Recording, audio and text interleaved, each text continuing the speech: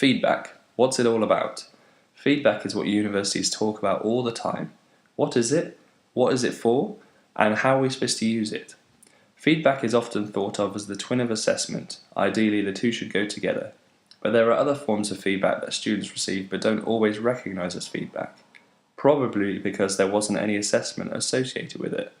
Feedback, reading the signs. If we were going to say what feedback is, it can vary depending on the situation. For example, a teacher comments orally on your contribution in class, your peers show their appreciation of your presentation, you engage in a dialogue via an online forum, using social media, you have people responding to you, at a conference you're asked for your opinion on a topic you have blogged about. There are so many ways that you can get feedback which help you with your learning. What is good feedback? What is good feedback? Most of the time you will be focusing on your formal feedback, comments on an assignment, the results of your exam, etc. So what would be good feedback? Feedback is relevant, doesn't shift the goalposts. Feedback is timely, doesn't come too late. For example, too late in the semester when there is no scope for improvement. Doesn't come too early. For example, feedback given on items which the students cannot be expected to master at this point in their studies. Feedback is meaningful to students. They recognise the feedback as being feedback. The students should not have to decode it before they can use it. Feedback offers suggestions for improvement.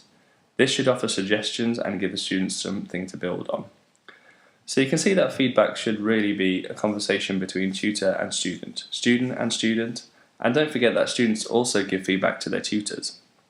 Students give feedback to their tutors, not just through your assignments, but in demonstrating you have learned something.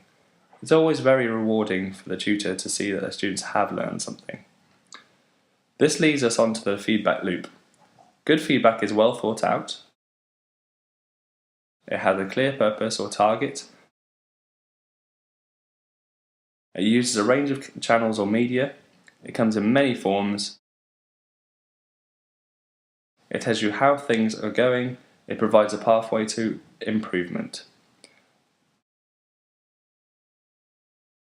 which all feeds into the next cycle of feedback.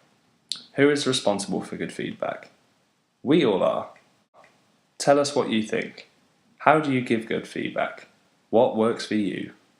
blog.sutton.ac.uk/gmoof